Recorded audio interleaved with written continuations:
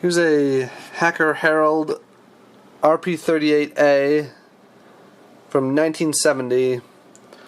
This is one of the best radios that Hacker ever made. It's an AM/FM long-wave set, and like pretty much all of Hacker's radios, this one was not built for export.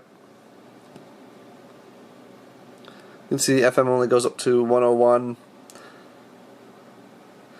And the AM and long wave bands are in meters.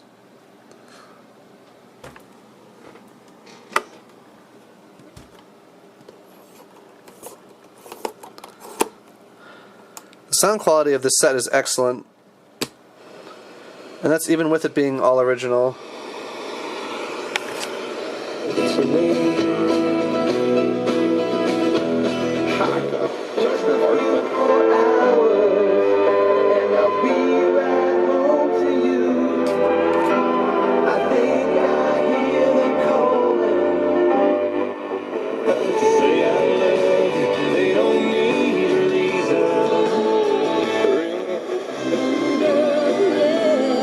Now this set has a weird problem.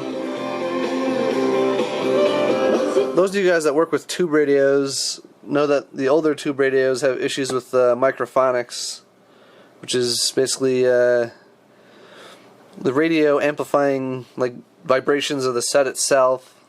You win the $800 million. Not something you generally see with transistors. Well, listen. What can I do? It does it more at some frequencies than others. Let's see if I can find a better example. Precisely the same way that he uses it. Functionary have just authorized. Your sister's gone out. She's on a date. And it doesn't do it when it's between stations. WSKG Public Media, this is your Jazz and News Alternative, WSQF.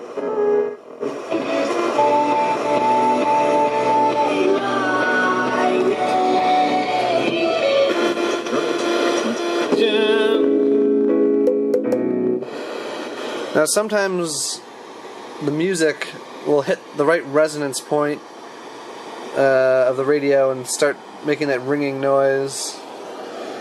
Kind of annoying. Years ago, there's no wind in my sails now, only chills in my bones.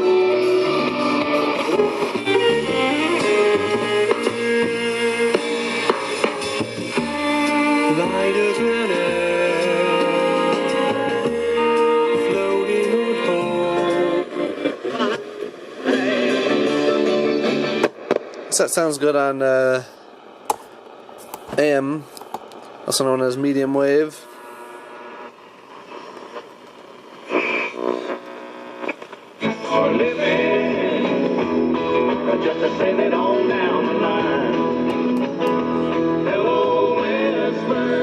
The problem isn't as bad on AM as it is on FM. You can still hear it on some stations, so it's not specific to the FM front end. Continue living at home and not have to move into a nursing home. Healthy, tested right now, but Linval Joseph, Anthony Barr, here.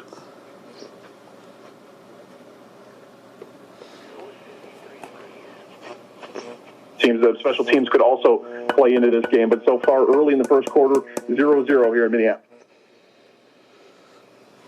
There's nothing on long wave here, so nothing to hear on that band. Doing a good job of excluding the 16 megahertz weather station. Not perfect, but at least the volume of that's pretty low. And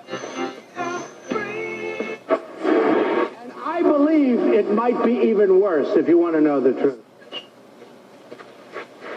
And the sensitivity is pretty good at night. I'm recording this video during the day, so I'm not going to find as many FM stations, or rather AM stations.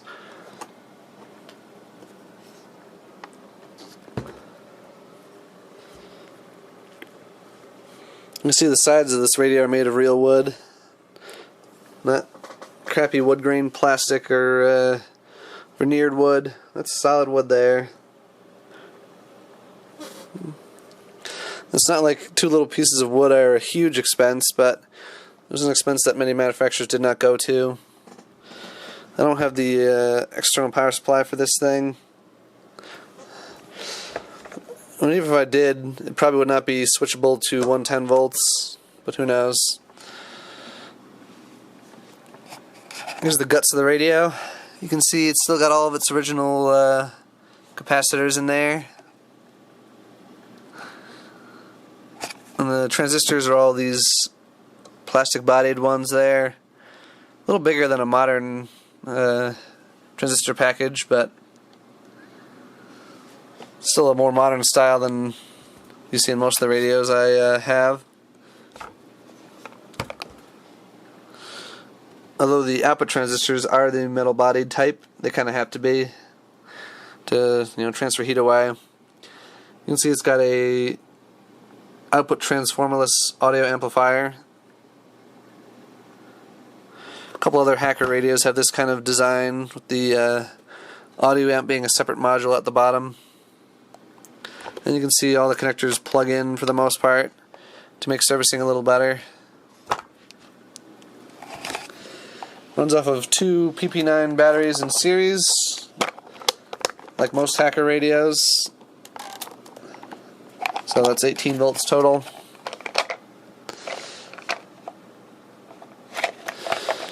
These are little adapters that came with the radio. Now this one was mismanufactured, and it caused me some confusion when I first got this set, because I loaded batteries in both adapters and didn't get any sound. That's because the final connection here is in reverse. You can see the negative is going to the positive. So I had to put those batteries in the holder backwards. I gotta get around to reversing these connections, because if I put batteries in here later I might forget about that. And certainly the next person will have no idea.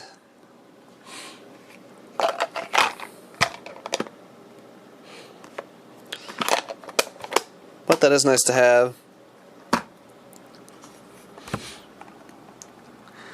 Look at the size of that speaker. It's made by ELAC or ELAC in England. I think they still tried to use as many British parts as they could, although I would think the availability of British parts was in strong decline by the time this set was made. It's serial number 57,687. I would guess that's a true serial number. They seem to be fairly available on the British eBay. Hard to find in the US though, since like I said they were not exported to the US.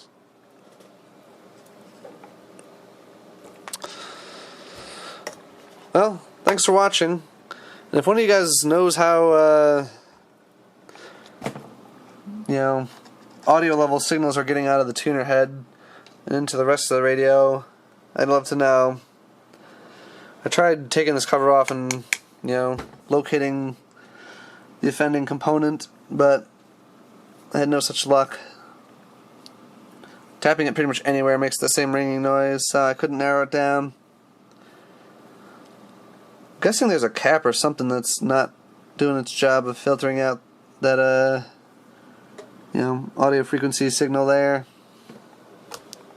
So there should only be RF coming out of this module and into the IF stages